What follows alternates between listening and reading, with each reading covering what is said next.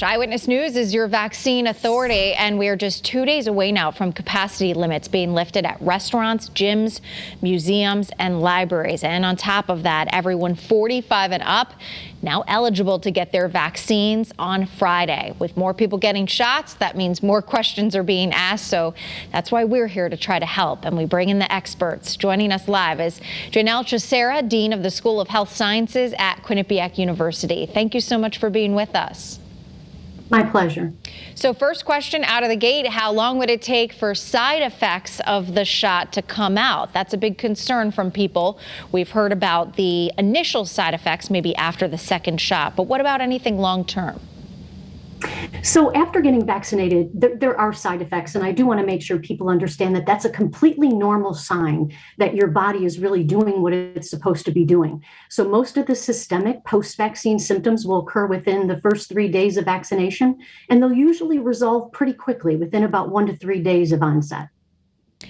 This question is coming from Margaret, and I think this is another question that a lot of people have. Can your first dose be Pfizer and your second be Moderna, or vice versa?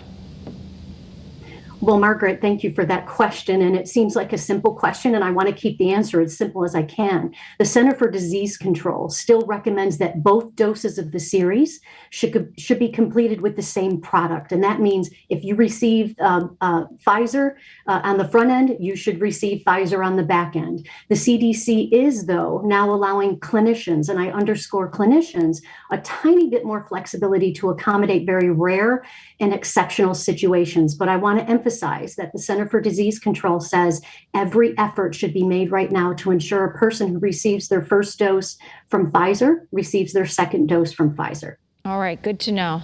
And I must have submitted this next question. Can I drink alcohol after getting the vaccine? It's a good day to be saying that, right? Yeah, exactly. So I want to tell you that there is no published data yet about the effects of alcohol on the human body's response to COVID-19 vaccination. So there's no evidence or CDC guidance to suggest that you need to abstain from alcohol.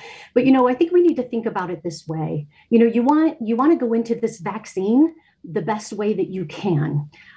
So you want your body's immune system and you want yourself to be at its best as you go in for that vaccine. The second thing is, we talked about side effects. Some people do experience side effects from the vaccine, like fever, chills, fatigue, headache, and sometimes drinking too much can do two things. It can make those things less pleasant for you.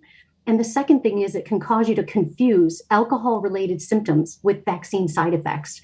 So while there's no evidence right now to suggest you need to abstain, I think you just need to keep it simple. Make sure you are at your best when you go to get your vaccine, and don't engage in those activities that may cause you to confuse other symptoms from vaccine side effects. All right, so wait a few days and then you'll have a lot to celebrate because you've been vaccinated.